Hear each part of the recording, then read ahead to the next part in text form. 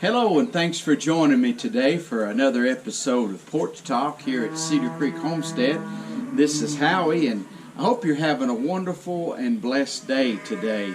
And I want to say a shout out and thank you to all of our new subscribers out there, and some of you have sent messages, commented, even letters and stuff, and we appreciate all that and been enjoying the great response and encouragement that you are given. And I want to say thank you to Michigan Snow Pony for the kind words she had. And if you have never checked out her channel, check out Michigan Snow Pony here on YouTube. And many others. I'm going to try each week or from time to time to give a shout out to different ones, but today that's who my shout out goes to. But anyway, we're going to get on with our subject today. But before we do, if you're not a subscriber, hit the subscribe button, please. That would really help our channel to grow. And also, if you'll click that little bell after you subscribe, it will notify you when we upload videos. And then comment and hit that thumbs up button. It really does help help us with the YouTube analytics and stuff like that. But today's subject is serious, which usually everything I talk about is pretty serious each week on Porch Talk, but this week is talking about a financial collapse, financial fallout, whatever you want to call it, from this Kung flu that's been going around. And, you know, we've been talking about food shortages and meat shortages and those kind of things.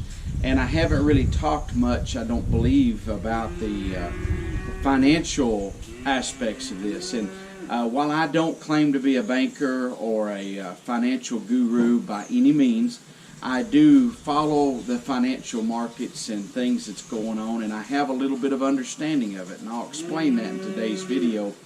But because this is something that has never really happened, and some people say, well, we're going into a Great Depression. We are not in a Great Depression yet. Folks are doing, for the most part, are doing way better than they did during the Depression days.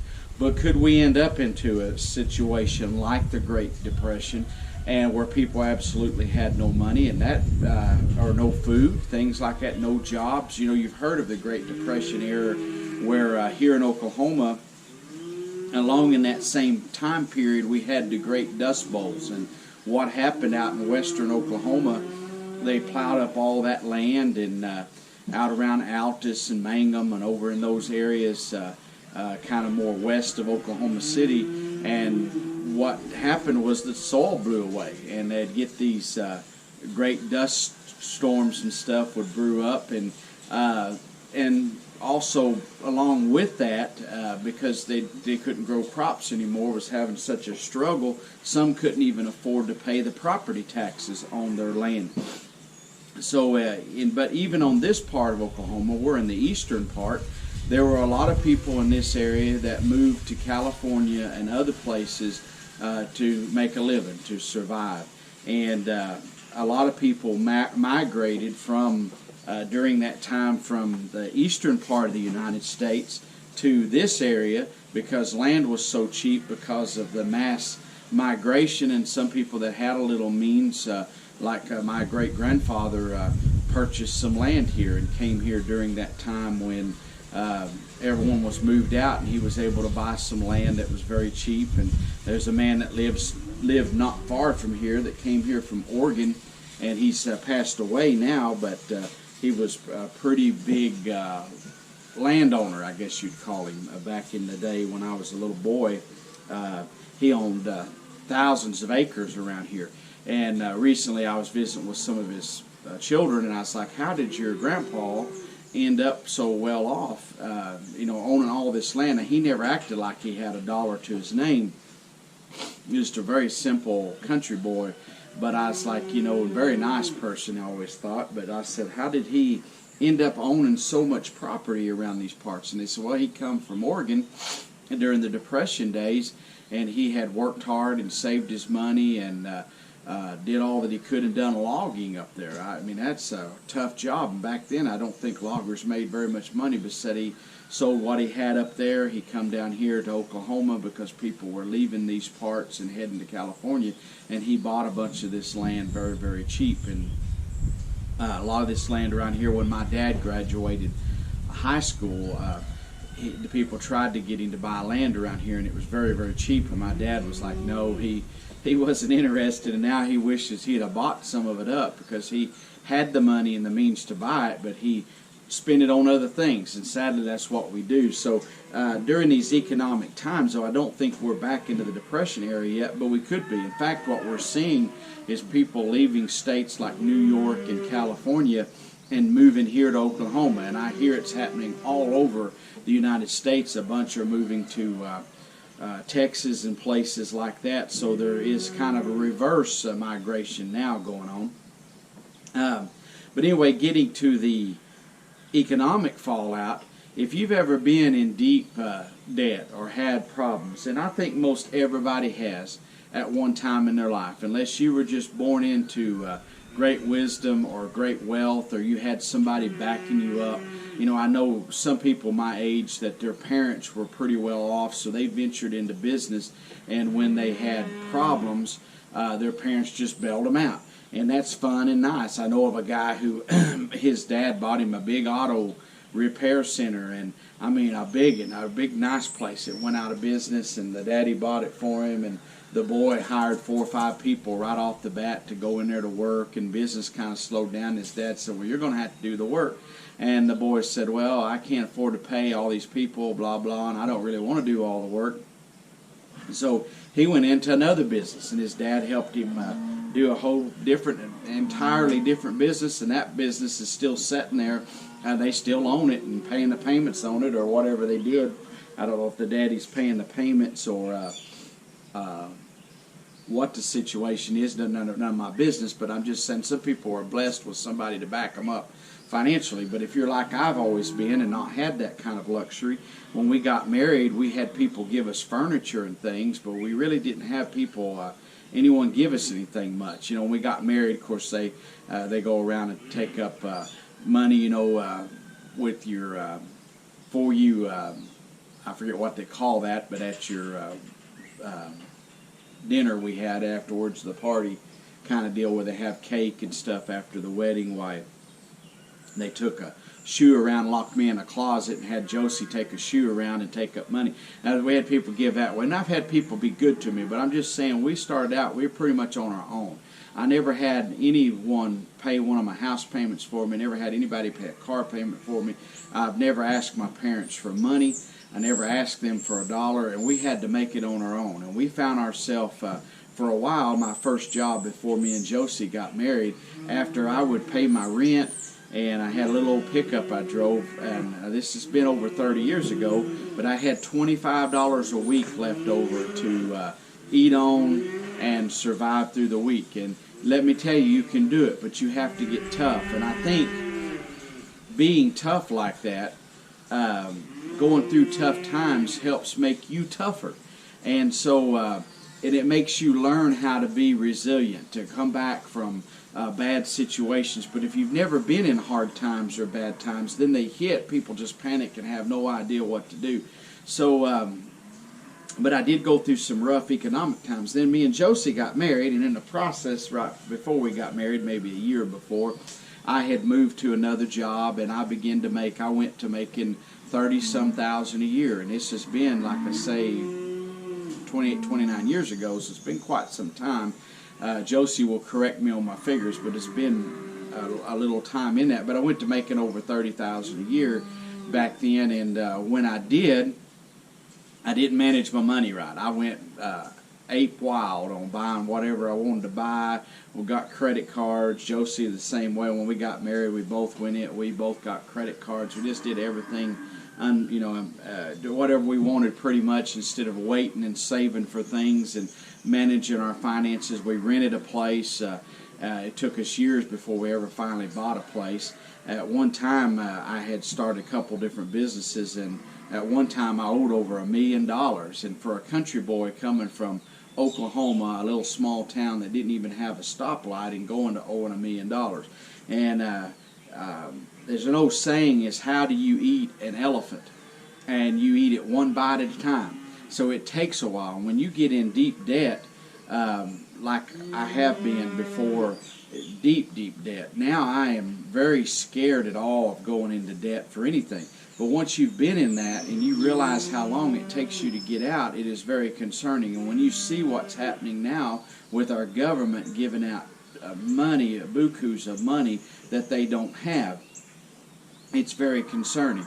So you understand that if you ever get in a bad financial situation, it's going to take you a while to dig out of it. And one thing I did, I said, Lord, if you'd help me, Lord, I need your help to get out of this. And the Lord helped me. And there's just a big story behind all that, and I don't want to get into all that right now, except for right now is the time, I think, for people to be alert and start getting ready for rough financial times. When the government is already deep in debt, everybody knows that. Now, some people say all they do is print money. I had someone tell me last week, commented, and you get people all the time that just comment for whatever reasons, but most people are concerning and serious about, but trying to tell me I didn't know what I was talking about. And it is a very fact that China owns a lot of our debt. Now, how do you can own debt? You can own the United States debt if you want to, and we all do. If you're a citizen of the United States, you already own the debt. But you can loan the government money, and how you go about doing that is you buy the treasuries up. And one thing that around the world, countries like, especially China, is they know that the government here, that we're going to make good on our commitments. For instance, they own a lot of our hog farms and stuff now, and farmland. And someone had said on one of my videos that we would just take them over, the United States would. Well, in a reasonable society, you would say, hey, during this hard time, we're going to feed our people first. Our country doesn't do that. We will allow them to take our food and do pretty much what they want to do, because we try to be fair in the eyes of the world, and that's one way to do it. And one thing is, we will stand good on our treasury bills. So they sell these off to individuals, anyone that wants to buy into the debt. So if you're a citizen, to me, you're good for it. So you're like a co-signer when the government does this. Also, you are a guarantor. But if the government can't sell the bonds, they just print off more money. Now, wouldn't it be nice to have a printer at your home that if you couldn't, you didn't have enough money, you went to the bank wouldn't loan you money, that the bank would say, you just go home and you have a machine that just prints out the money. Or you could go into your computer and electronically just make up some sum and just deposit over into your bank account. It would all be perfectly legal and legitimate. And sadly, here in the United States, that's what happens. And we often say print money. The government is, actually a lot of it they don't even print. They can just electronically do it. They keep track of it. But you see the debt clock. We go deeper and deeper in debt. In the past few years, they have had to do what we call print money just to pay the interest on the treasury bills that are out there, the bonds and stuff that's all out there. To be able to maintain that, they keep having to up the debt ceiling. You hear them debating about this. It's something that has gotten out of control, and it's been for years now. They got it under control during President Clinton, or so they claimed they did, and we actually had a surplus. Then after that, we had 9/11 happen, which catapulted us into a bad situation. Then about along 2007, 2008, we went through a recession, a couple of recessions there, whatever you want to call it, but some rough financial times, and people were losing their homes, and that was during President Bush's reign during that. And then when Obama came in, whether you like, whether I don't care what political party, this is just the way I see it. He come in and, they tried building it up. They put more money, borrowed more money, trying to fix the problem, giving out more money. And even did that during Bush's time. It just don't, to me it doesn't work. It puts us in worse financial. temporarily, it's like you have a big cut on your hand, and you need to go get stitches, but I'm not going to go get stitches.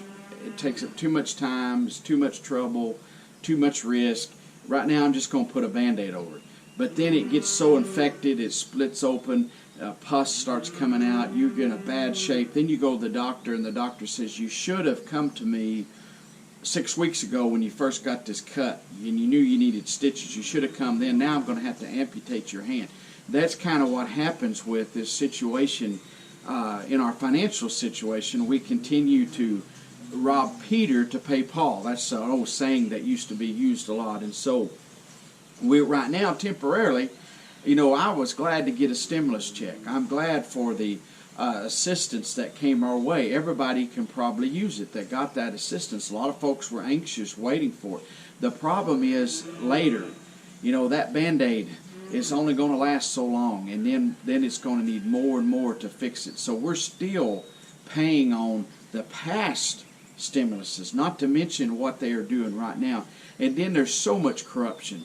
If you believe that all this money is just handed out, that everybody that's on unemployment really needs it, everybody that's on unemployment really can't go to work, everybody that's on welfare could go to work, but they'd like to go to work but can't. I'm sure there's a bunch that would, but I'm just saying there's a lot of corruption goes on. If you don't think the politicians have got their hand in the cookie jar somehow, when you see money spent on nonsense stuff that has nothing to do with the Kung Flu, and they got their hand in the cookie. They do. There's some that do. I'm not saying they all do, but it wouldn't surprise me if every one of them don't have their hand in the cookie jar. I just hate to think that people are that corrupt. I also believe there's people out there that want us to go into a financial collapse. There's people that would love to see it. I believe people have agendas and things. Now, I'm not a great conspiracy person, that it's all just this big, humongous group of people that's all got their minds together to bring blah, blah, or whatever, and I'm sure that goes on, but I'm not into all that. I'm just telling you the facts, that I believe there are people that would not, from my opinion, would not like to see us come out of this thing good, and then they could implement their agendas and do things that they feel would, and I believe some of them feel like if we failed, we would come back better. And honestly, a lot of times when you do fail, people that have to file bankruptcies and things like that, oftentimes, some don't. Some as soon as, is it 7 or 10 years you can file bankruptcy again, whatever the time frame is. Some are just right back in it again. But most folks go through that one time, and man, they are out of it, and they come back tough and better than ever. I was just listening to the farm show this morning about bankruptcies, and farmers, a lot of them are filing bankruptcies is up more than normal, and they're looking for it to even get worse. But under the farm bankruptcy protection, they say that one thing that's nice, at least half of them that go in that come back and usually are even better off than they were before, because they get tough, they get tight, they get in there and they don't go in debt so easy as they did. They do things more wiser. And just for instance about that, I started to buy a new truck. My son's been after me, telling me I need to get a new truck. And my vehicles last me a long, long time. And I've got a truck with 200,000. Well, I got a couple of trucks, a couple 100,000 miles. One with 300,000 miles, and still going and just running fine. But I looked into it because people were telling me, they got these great deals. So I checked at our local Ford place. You can take and not pay any payments for 6 months, zero money down, zero interest for like 84 months. I checked on the truck that I thought I wanted. I don't want the fanciest of trucks, but what I consider not the fanciest of fancies for most people, just the standard grade truck for me is a fancy truck, just because I haven't had a new truck in a long time. The truck we got right now, the one we go to church in and stuff, has over 100,000 miles, is 8-10-year-old truck.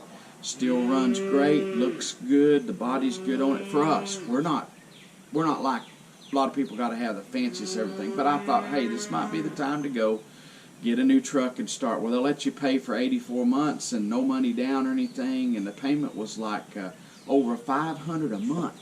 I can't imagine that. I mean, it's just, unfathomable. And I have other people say, "Oh, that's nothing. I pay over $1,000 a month on my vehicle," and they don't think anything of it. So I just that floors me. But I thought about it, and I thought, I could probably come up with the $500 a month, no trouble.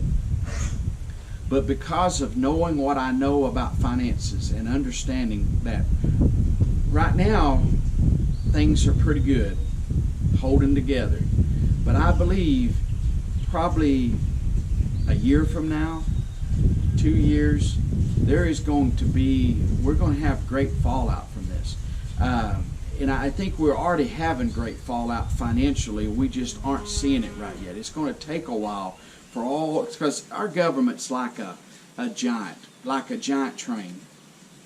And it takes a lot to get her slowed down. And I'm talking about our government as far as our economy and all the wheels that turn, not the politicians, but the whole social thing that has to happen. But our government is included in that because they have a big part to play in that. But we're like a big train, and your train can't stop on a dime. It takes it a while to slow down and to get stopped. And then when you get ready to get that train going again, it don't just take off like a car, 0 to 70 and 4.5, whatever you want to say. The train, it takes a while to get up to speed. And any little thing could slow it back down from getting up to full speed. So we're going to see fallout from this, I think, for years to come. And a lot of economists, I like to listen to people that aren't into big conspiracy fallout stuff, but it's kind of hard to find those. But people that I've listened to, they really believe that there's going to be consequences to what all has happened, because we have never shut the country down as shut down as it was. And it didn't come to a complete stall, but it went way down. And then to get that economic engine running again, full speed again, it's going to take a while. And to get everything back up and going to any sense of normalcy as we had. So one of the consequences that I believe is going to come, because we are a capitalist society, we allow the free market to flow. Now, a lot of people's wanting to get away from that, but it's going to take years to totally get away from that. And I want us to be capitalism, just let me tell you. But there constantly are moves to try to get us away from that type of society. But I like letting the market go, let the chips fall where they are, and you come out. Nobody's going to come and bail you out. Nobody's going to help you out. Now, I am for some social programs. For instance, if a person becomes disabled, really disabled, I think that's good. If taking care of our military vets that were disabled, I think that's good. Food stamps for folks that need that is good for a while. These shouldn't stay on it forever, but it should be something to help you out in a rough time. Our churches and stuff should do more. Unemployment, that's a good thing to help people out when they lose their job. 6 months to a year to give them time to get their feet back on. But we have some good programs I feel like are good, and if the government would just let the free market go, though, and things go like they are, sometimes they say some things are too big to fail.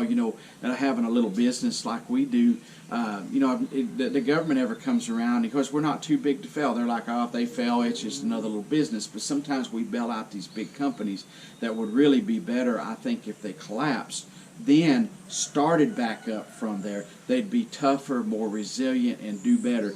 But we don't do those kind of things. So as a result of all of that, in the states, a lot of our states were already having financial troubles. And, here in Oklahoma, we just went through some financial troublesome times here in the state.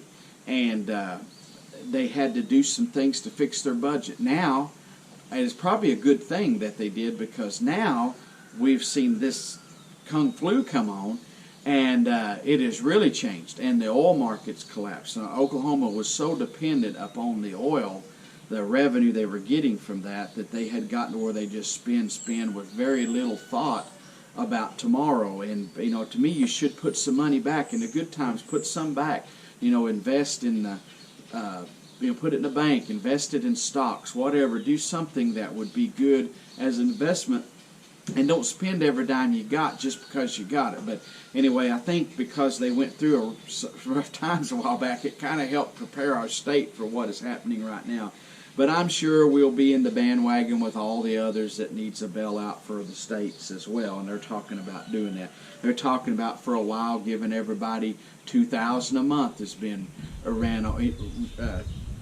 ran through the system, and hey, that sounds great. I'd love to have that, just free money, but it is nothing free.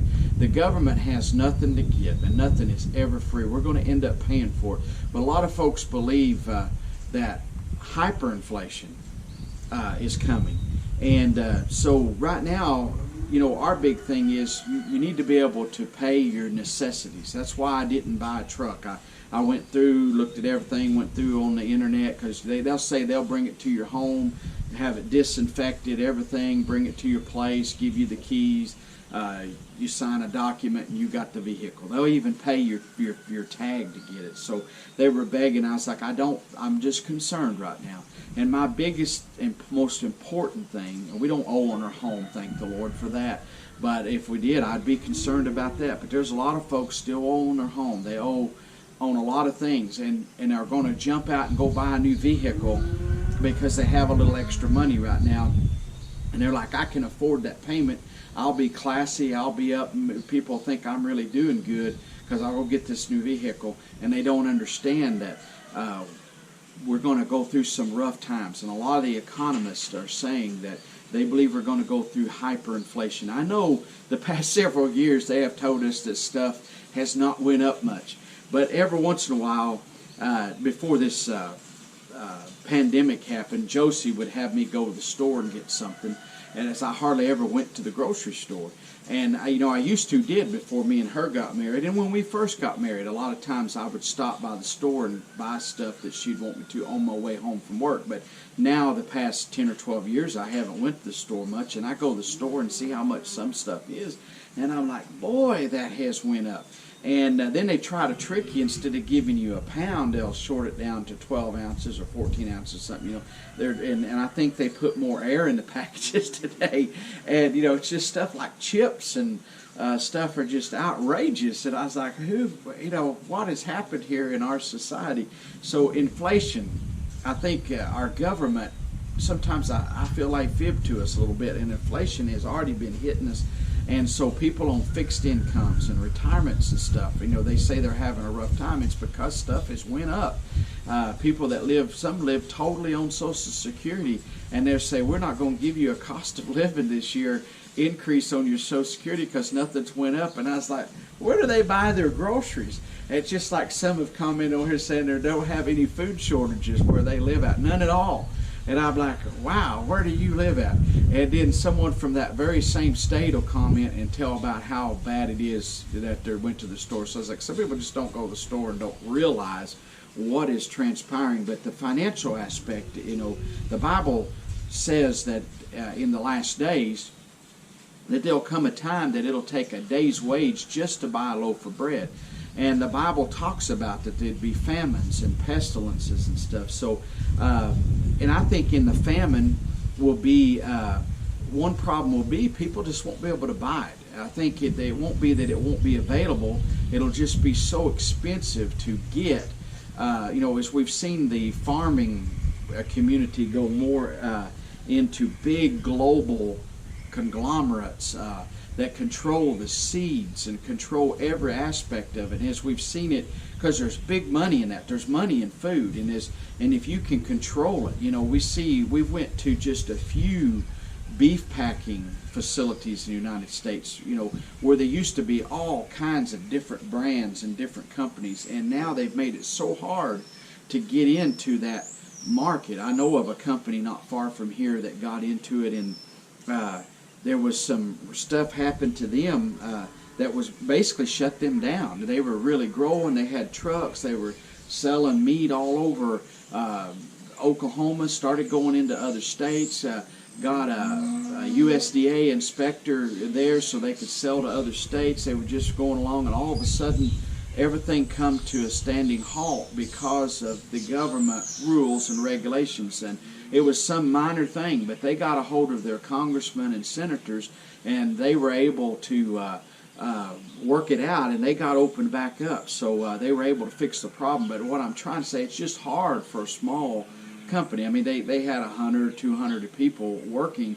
To me, that's a big company, but in the corporate world, that's just small potatoes. But that company has been able to go and expand and even be greater than what they were and market their products. But anyhow, getting back on the economic fallout is folks need to be prepared. And one thing I would say is don't make unnecessary purchases. Number one, don't make unnecessary. If you don't have to buy it, don't. If you have extra money right now, one thing to invest in is your food supply. And while you're investing in your food supply, let's say you're wondering in the future what would be good means to barter with, what you could use. Should you save up money and put it in the mattress or whatever? Should you buy gold? Should you buy silver and things like that? What I would invest in is buy some extra, this is just one example, extra cans of coffee. Buy that. People like their coffee. And if there's a coffee, if people can't afford to buy it, or maybe a neighbor has something that you need, eggs, maybe you'll be able to trade them a can of coffee for enough eggs to cover the cost of that can of coffee.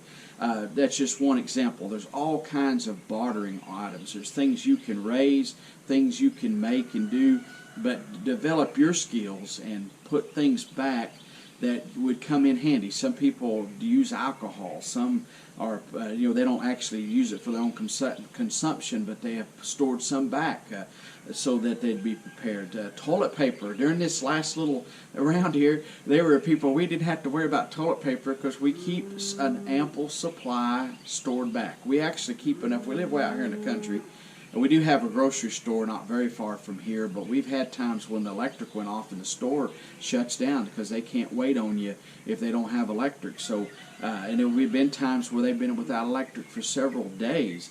So we've had, a storm come through, a tornado, several miles from here, but it knocks down all the power lines and affects things here, and they go and take care of, make sure they get power to the bigger communities, and ours is kind of left we don't have a hospital or nothing in our town, so they don't worry about us as much. And as country folks, well, most of us have generators and stuff, we survive. So, but if you are kind of prepared, you got toilet paper, you got food, you got a generator, you got some extra fuel on hand. That's another thing. We have one gas station left in our town now. There used to be a half a dozen, and now there's one. If we lose electric, even with that one station, you can't pump the gas up out of the ground to fill your vehicle. So having extra fuel, that's something you could barter with, is fuel.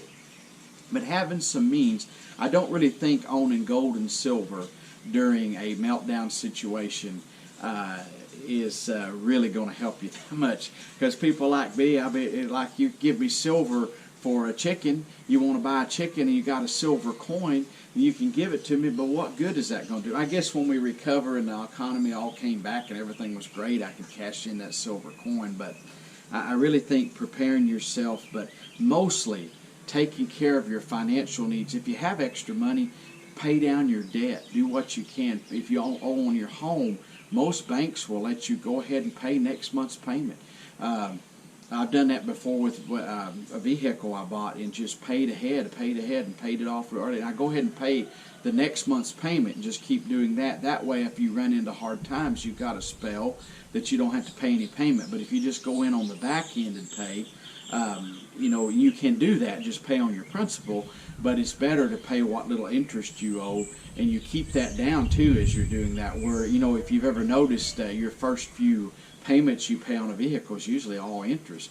You pay just very little on the principal, but if you go ahead and pay an extra, it really helps you out if you can afford to do it. Sometimes you just can't afford to do those things, but if you can, but not buy anything that's unnecessary would be my number one thing. If you don't need a new vehicle right now, don't go do it. If your home you're living in is satisfactory, that's fine.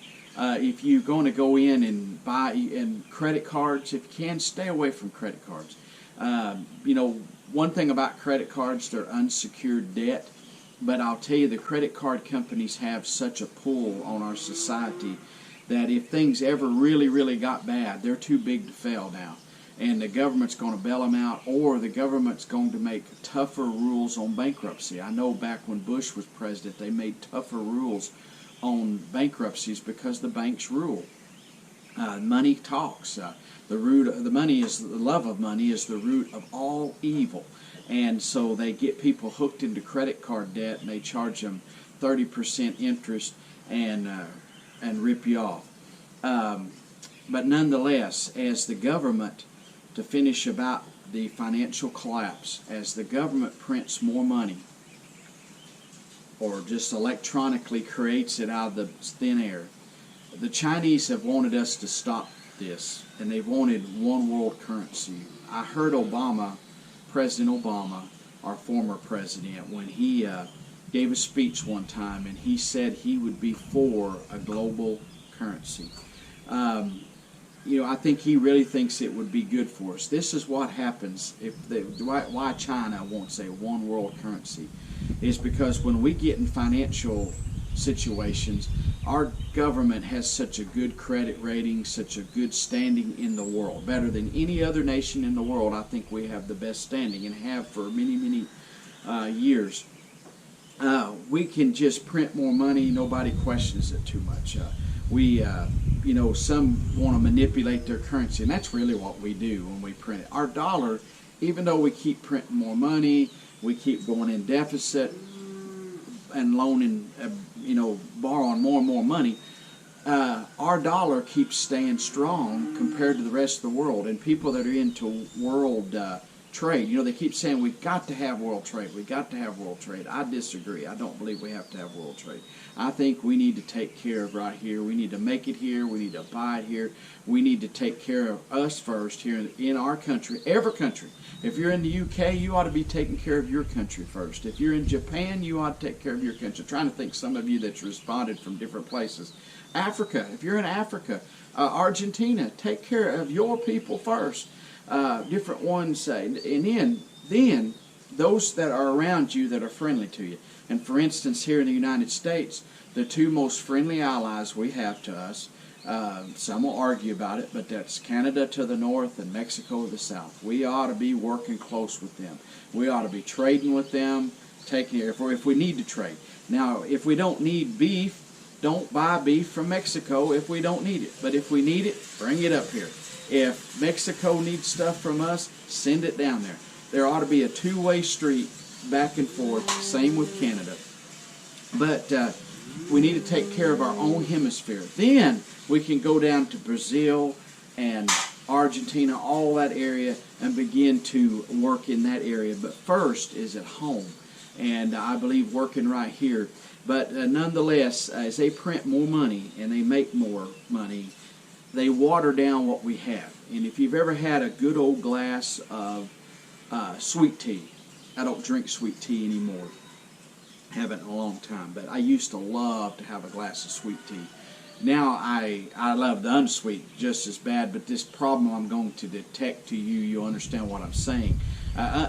Even though it gets watered down, the isomilk, unsweet tea doesn't seem to matter. But if you have sweet tea and it gets watered down and you get a swig off the top that has this melted ice on it, you don't get much sugar in that, and it's kind of yucky. It just isn't very good because you've been used to drinking out of that glass. That's what's happening. They're watered down, like watered down Kool-Aid.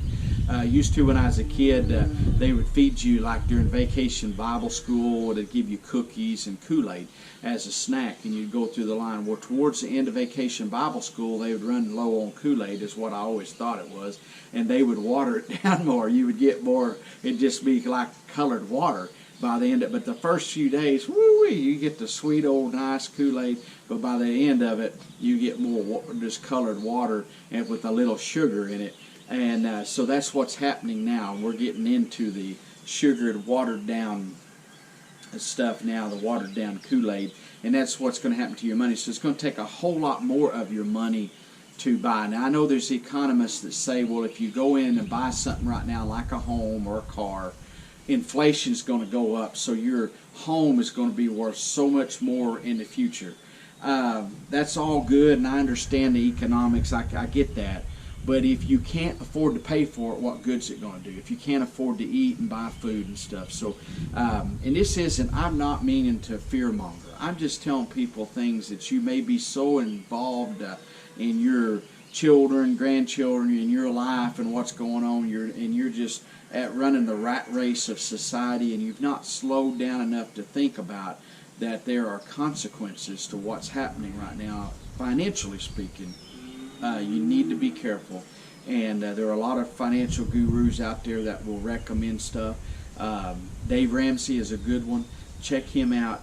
I have read his books and stuff, and got to go, not to an official seminar, but I had the opportunity several years ago at a business seminar that I went to in Nashville, Tennessee. At the Gaylord Opryland Hotel, they had went to a businessmen's meeting deal there. And while I was there, as a free gift to us, one of the sessions they had was Dave Ramsey. They hadn't even told us that they were going to do this, and he was there, and they gave us a free book, autographed book. And so I had thought about how I'd like to go to one of his seminars or something. No, while he wasn't an in-depth seminar and all the stuff like he teaches, at the very same time, the Lord was dealing with me about getting out of debt, and it was very informative, very helpful. But there's people out there, Christian people, that know what they're doing. Listen to sound advice. Listen to people. He's been there and done it. He had financial troubles.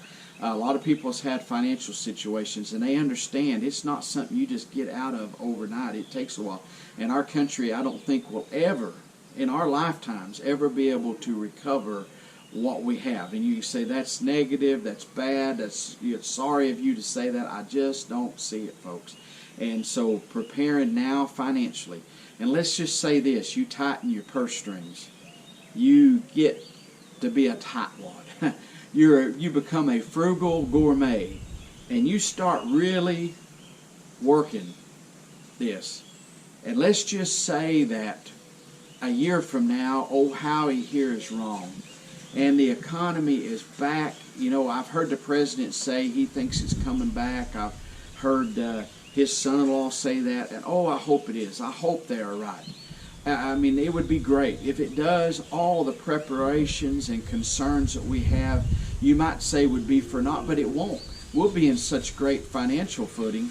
If nothing happens, we'll be set, and then we'll be able to hit the road running when it all recovers, and we'll have done fine. But if not, if this road to recovery is a long, hard, bumpy road, we will also have done all that we could to be prepared for it. When a storm's coming, we do all we can to be prepared for that storm. If they're giving warnings out in advance and they're telling us that there's a storm coming, we start getting prepared. We get our shoes on, we get us a flashlight. The Bible says that the Lord is appointed watchmen. And there are watchmen. There are people that warn folks ahead of time so that you know what's coming, to be prepared for.